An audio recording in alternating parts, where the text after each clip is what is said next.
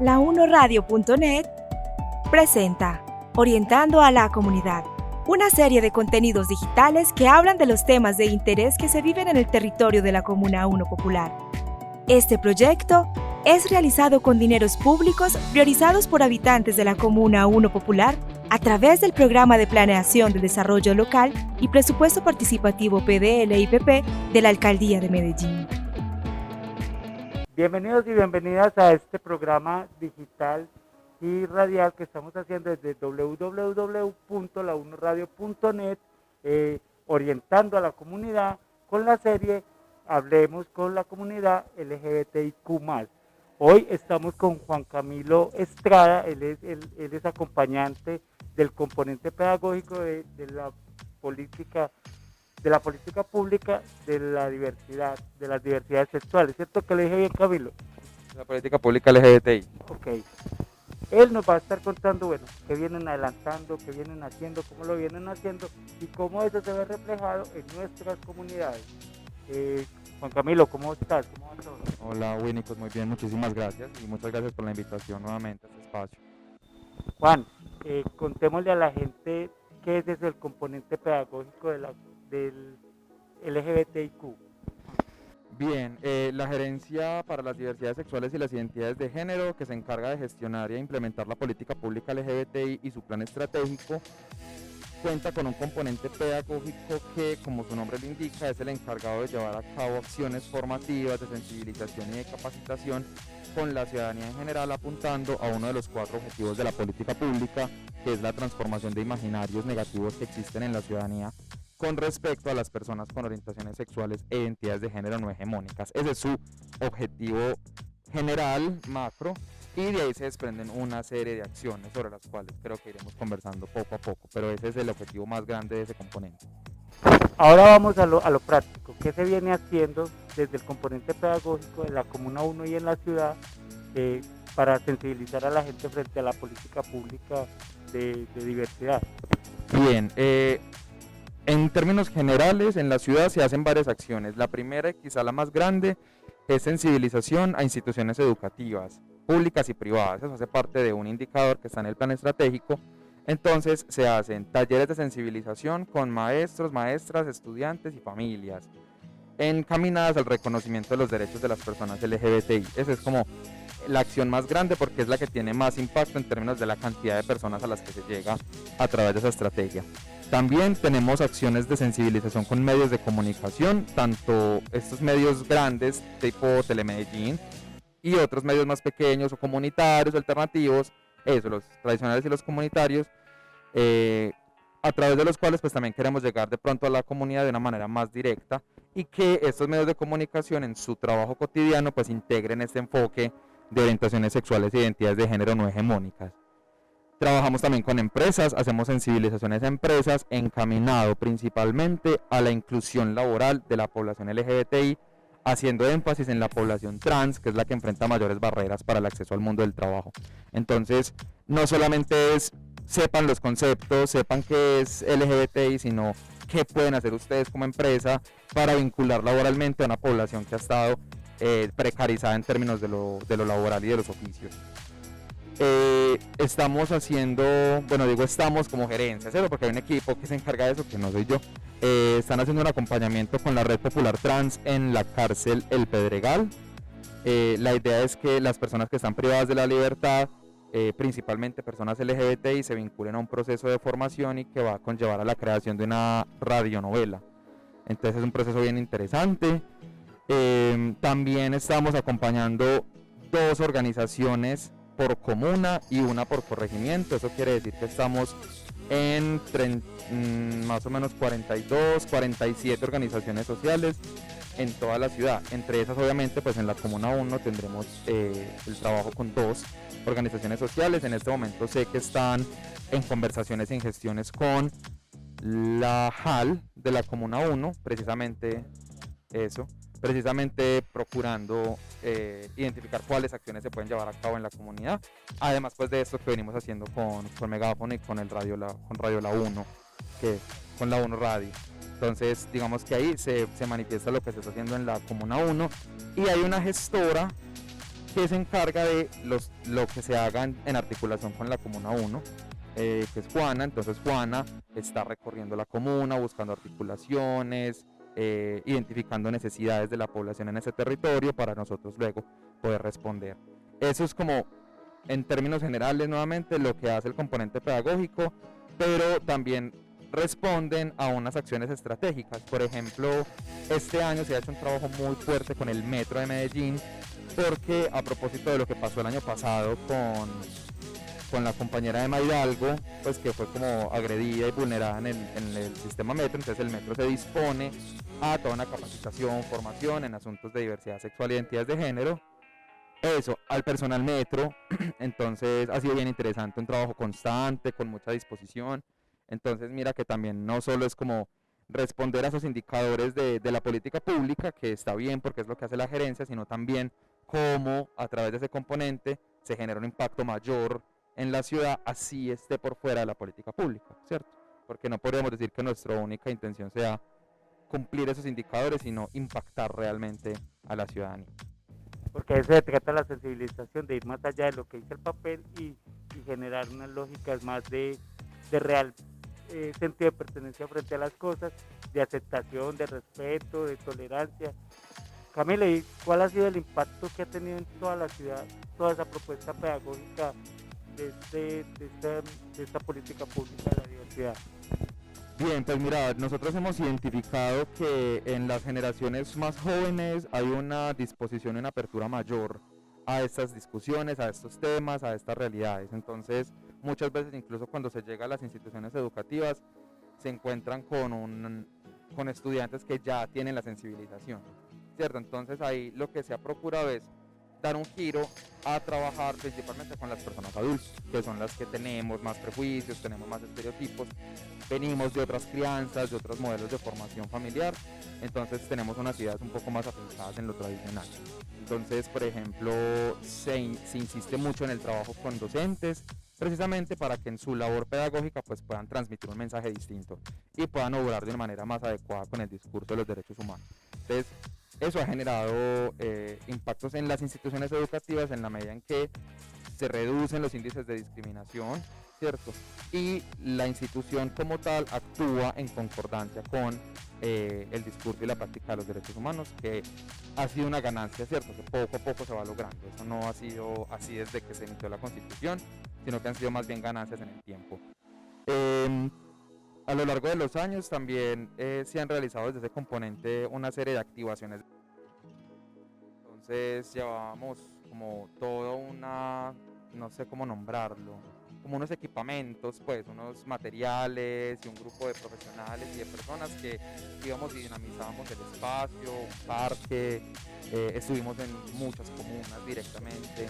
Sí, como intervenciones ahí directas en el espacio público, la gente se acercaba, escuchaba, conversaban, digamos que una apertura bien interesante. Efectivamente nos encontramos a veces con quienes están en contra, que no están de acuerdo, que piensan que esto es un delito, una enfermedad, un pecado, bueno, todos los discursos que están ahí pues como alrededor, pero en general la respuesta ha sido bastante positiva. Incluso el año pasado se realizaron 3 diplomados y los 3 diplomados se llenaron, eran más de 300 personas, o sea, hubo una alta demanda, hay una alta demanda de formación, de sensibilización en este tema en la ciudad. Entonces eso nos muestra que primero pues lo que se está haciendo desde la gerencia tiene impacto, pero que nos falta más, ¿cierto? Que la ciudadanía está pidiendo mucho más en este tema. Justamente esas campañas, campañas concretas y acciones concretas. Listo. Acciones concretas, por ejemplo, esto no es tanto como el componente pedagógico, pero sí tiene una función comunicativa y formativa, y es que estamos en la elaboración, todavía no se ha publicado, de una campaña dirigida a la ciudadanía en la cual se tome conciencia de que lo que llamamos el trabajo sexual o el ejercicio sexual no es un delito, siempre y cuando se haga de manera libre, no coartada y que no sea con menores de edad, ¿cierto? Porque sí hemos evidenciado pues que al interior de la población LGBTI pues hay una importante cantidad de personas que ejercen el trabajo sexual por muchas razones, ¿cierto? Algunas por voluntad, otras tantas porque no hay otras opciones. Y hay un rechazo generalizado de la comunidad, ¿cierto? Como que eso es un delito, que eso está mal, que es inmoral y demás. Entonces, por ejemplo, esa campaña va dirigida precisamente a eso, como a sensibilizar a las personas de que si bien no es una acción bien vista en esos términos morales y demás, pues no es un delito, entonces no habría por qué atacarles, etcétera. Durante el mes de la diversidad, digamos que se hizo una campaña con el eslogan de la gerencia, que es la revolución del amor. Un poco también lo que se intencionaba con esto es que se pueda llegar a las personas de un discurso mucho más cercano, ¿cierto? Y es este asunto de, al fin y al cabo, lo que importa es que puedas amar a otra persona, de su sexo, de su género, en igualdad de condiciones, que eso incluso pues ya la ley nos lo tiene garantizado. El problema ha sido más en términos de lo cultural. Entonces esa es como la campaña más grande que tiene la gerencia, que es la revolución del amor. Incluso lo más común es que cuando vean gerencia de diversidades sexuales, al lado vean el eslogan de la revolución del amor, como su campaña más grande. Sí, como su eslogan, exacto. Y ya como te decía, pues una de las más grandes que se ha hecho este año es esta que venimos trabajando con el metro, precisamente porque la idea es tener un impacto positivo en ese sistema que mueve mucha gente, que tiene mucha incidencia en la ciudad, e incluso ya se han animado a hacer ellos mismos como institución una serie de acciones de manera independiente. Por ejemplo, comenzaron a publicar en redes historias de su personal. Entonces, por ejemplo, no sé, una chica que era conductora del tranvía y una chica que trabajaba en alguna de las taquillas de una estación, y bueno, se conocieron en el metro y ahora son pareja y conviven. Entonces también el metro ha como exaltado esas otras historias en el marco, por ejemplo, de esto que nombraríamos la revolución del amor, ¿cierto? Como vean que hay otras formas posibles, entonces vemos que tiene impacto, porque no esperan que nosotros como gerencia hagamos, sino que ellos toman la iniciativa y hacen cosas por su cuenta. Entonces por ese lado está muy bien. Y tenemos pues como varias cosas que están ahí apenas marchando, están en una etapa muy embrionaria, por decirlo de alguna manera. Es que queremos trabajar con instituciones de educación superior en una campaña grande, amplia, de reconocimiento de los derechos humanos de la población. Hay una estrategia para que las instituciones educativas cumplan la normativa en materia de derechos humanos de la población. También queremos trabajar con establecimientos públicos, pues como comercio, rutas de Uber, ese tipo de establecimientos, de empresas del sector privado, para que a partir de la capacitación, formación, sensibilización de su personal y la creación de políticas de no discriminación, les podamos entregar un sello distintivo que se va a llamar el sello diverso, y es como un reconocimiento que se le entrega a ese establecimiento o a esa empresa por, digamos, ser aliada o ser defensora, garante de los derechos de la población, que eso implica pues un proceso formativo, y ahí se vincula directamente ese componente. Como para identificar que ahí se respete, se acompañe y se valora todo lo de la política pública. Sí, exacto, es como, este es un espacio libre de discriminación. Uno esperaría que sea libre de discriminación en todo tipo, ¿cierto? Que no haya racismo, que no haya xenofobia, que no haya sexismo, pero en el caso nuestro, por nuestra política pública, hacer una política pública específica, pues está encaminada principalmente a que esos establecimientos reconozcan los derechos de la población y no haya situaciones de discriminación, que ya se han presentado varios en la ciudad. Entonces la idea es que no vuelvan a suceder. Bueno, continuamos aquí en nuestra serie radial Orientando a la Comunidad, y es hablando con la comunidad LGBTIQ+. Hoy nos acompaña Juan Camilo Estrada, quien, digamos, acompaña la parte pedagógica, el componente pedagógico de la política pública de la comunidad LGBTIQ+. Bueno, Juan Camilo, queremos, con todo esto que nos generan este tipo de temas, salir a la calle y preguntarle a la comunidad si creen que la comunidad LGBTI puede seguir siendo partícipe activa de todo, debe seguir siendo partícipe activa más bien de las acciones que pasan en nuestro barrio. Entonces ya enseguida regresamos. ¿Qué dice la gente? ¿Cómo es tu nombre? Arleita Borda. Arley, ¿qué piensa usted de la comunidad, de la participación de la comunidad LGBTI, si tienen derecho a participar en los espacios y escenarios públicos? Claro. Realmente la población ahora está muy abierta para todos estos eventos. Pues póngase a ver que ya hay gente pues en el Senado y muchas cosas así. La participación de estas personas que no son, pues, que no sean incluidas, no se hagan excluir, porque hay gente que también se ha hecho excluir porque no han querido salir del closet, como se dice. Entonces yo pienso que eso es lo mejor, porque es que ya no es como dice la gente, que es una enfermedad, no, es que salgan para hacer algo pues con ellos también. Bueno, continuamos aquí en www.la1radio.net con nuestro programa Orientando a la Comunidad, hoy hablando con la comunidad LGBTIQ+. Bueno, ya viste lo que nos dice la gente, que hay un poco de aceptación, aunque no deja pues de suceder que haya algunos lugares y comunas donde hay menos aceptación, pero bueno. Juan, entonces podemos decir que hay algunas cifras, algunos datos que den cuenta como del estado en que está hoy la población LGBTIQ+. Pues a ver, la cifra principal que nosotros tenemos es una cifra que responde al ODS 16, al Objetivo de Desarrollo Sostenible 16, que es la implementación de políticas para erradicar la discriminación. Y en 2018 se aplicó una encuesta de percepción de discriminación por parte de la población LGBTI en la ciudad, y nos encontramos con que el 40% de las personas encuestadas consideran que en la ciudad todavía pervive la discriminación hacia la población LGBTI. ¿Cuál es el propósito? Que con todas estas acciones que venimos realizando, de aquí al 2025, ese índice que hoy está en el 40% llegue al 20%, ¿cierto? Que reduzcamos la mitad esa percepción de discriminación. ¿Y eso cómo se hace? Precisamente a través de acciones formativas y de sensibilización. Nosotros tenemos desde el 2011 una ley antidiscriminación. Esa ley no ha garantizado ni puede garantizar que la discriminación se elimine. Entonces, ¿cómo lo logramos? Como te decía, a través de acciones formativas que tengan como efecto la transformación de esos imaginarios negativos, que es el propósito amplio del componente pedagógico. Nosotros estamos trabajando con la intención de impactar el 100% de las instituciones educativas de la ciudad. Quisiéramos, y es la meta, llegar al 100% de instituciones de educación superior también. Ya en términos de las empresas y las organizaciones sociales es un poco más difícil, ¿cierto? Son muchas más, nuestro equipo es pequeño, depende mucho de la voluntad de que deseen o no, digamos, vincularse a alguna de las acciones.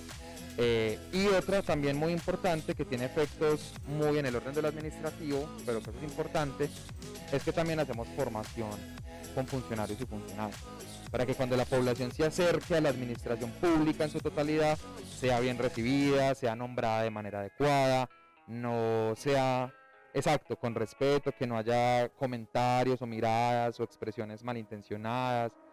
Entonces también estamos en ese proceso de trabajar con funcionarios. Nada más este año hicimos capacitación con 135 funcionarios de comisarías e inspecciones, que eso es bien importante.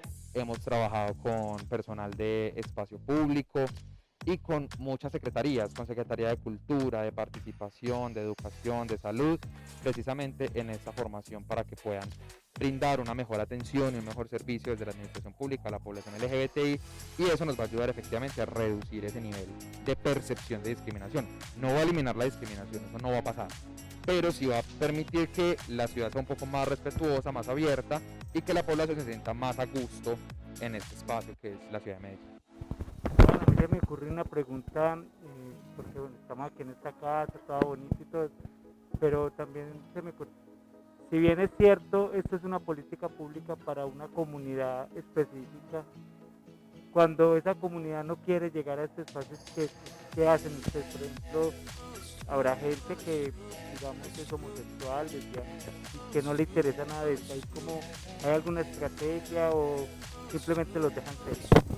Sí, yo creo que es lo último, pues finalmente las personas que deciden participar en estos espacios, actividades, activaciones y demás, lo hacen de manera voluntaria. Entonces, claro, yo no podría obligar a una persona que se nombre, por ejemplo, lesbiana o gay, a participar en una acción de la gerencia cuando en su experiencia de vida quizá nunca ha padecido o no ha percibido la discriminación por su orientación sexual, quizá porque tiene unas muy buenas condiciones económicas, porque su familia y en general su entorno es un entorno muy abierto, tolerante, muy, cierto, como que reconoce que no tiene lío. Entonces, para que al final, pues yo voy a decirle, participa si no existe la necesidad, Obviamente la gerencia y las acciones de la política pública siempre están de puertas abiertas a todas las personas que deseen participar, porque incluso no solamente trabajamos con personas LGBTI, creo que lo hemos mencionado en algún momento hablando sobre la política pública, que esto llega a toda la ciudadanía.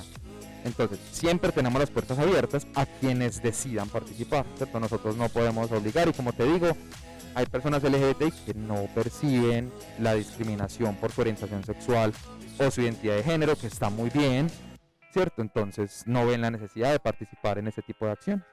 ¿Sabías que?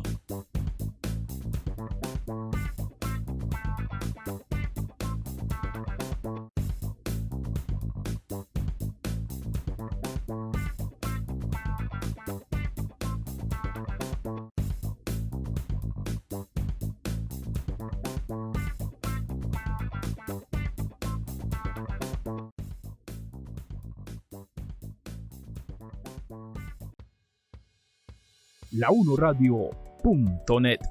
Expresiones de la comunidad.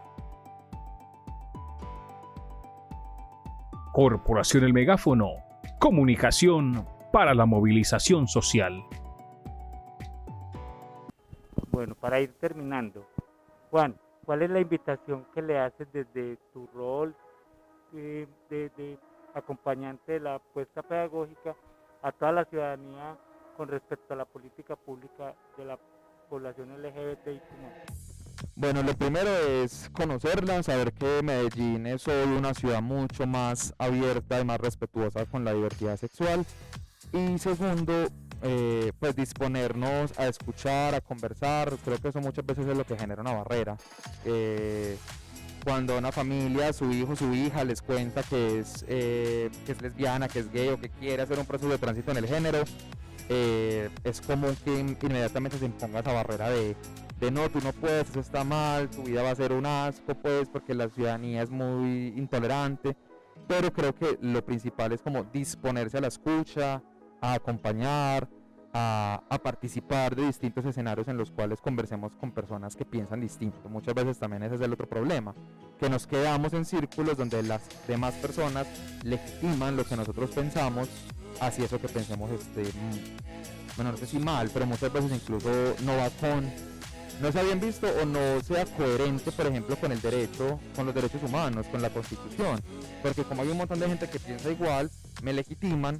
Entonces yo sigo pensando que eso está bien, porque hay otra gente que piensa igual. Entonces también es la invitación, en términos de lo formativo, a disponernos a estar en otros espacios, en otros escenarios, conversando, interactuando con personas que piensan y que viven distinto a mí, para también como quitarnos esa idea tan afincada de que como yo vivo, como yo experimento la sexualidad del género es la única y la manera correcta, porque no es así. Entonces esa sería la invitación en términos de lo formativo para cada persona.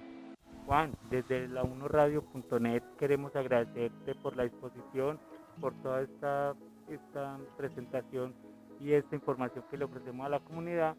Para terminar, una cosita, entonces, ¿a dónde se puede acercar las personas que quieran conocer más sobre toda esta propuesta? Sí, el correo electrónico es gerencia.diversidades@medellin.gov.co.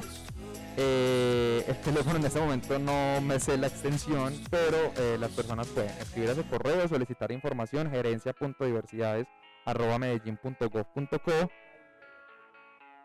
En la página de la alcaldía hay también un espacio de la gerencia, entonces también pueden a través de la página de la alcaldía y pueden dirigirse a la sede de la Gerencia de Diversidades Sexuales. Estamos ubicadas en la calle Ecuador, entre La Paz y La Oriental. Esto queda detrás de la Basílica Metropolitana, al lado de la Notaría 9. Van a ver el edificio, es un edificio de colores, es una casa más bien como patrimonial, que la fachada tiene muchos colores, muy bonito, y aquí está todo el equipo dispuesto a atender y acompañar a la ciudadanía. Bueno, hemos llegado al final de nuestro programa. Agradecemos de nuevo a Juan Camilo por su colaboración, a ustedes por estar en sintonía y por acompañarnos en este programa. Bueno, en el control, en la cámara y en el control master, Juan Manuel Martínez, quien les habló, Y Único Cano. Sigan con nosotros y nosotras. La1radio.net presentó Orientando a la Comunidad, una serie de contenidos digitales que hablan de los temas de interés que se viven en el territorio de la Comuna 1 Popular. Este proyecto es realizado con dineros públicos priorizados por habitantes de la Comuna 1 Popular a través del Programa de Planeación del Desarrollo Local y Presupuesto Participativo PDL-IPP de la Alcaldía de Medellín.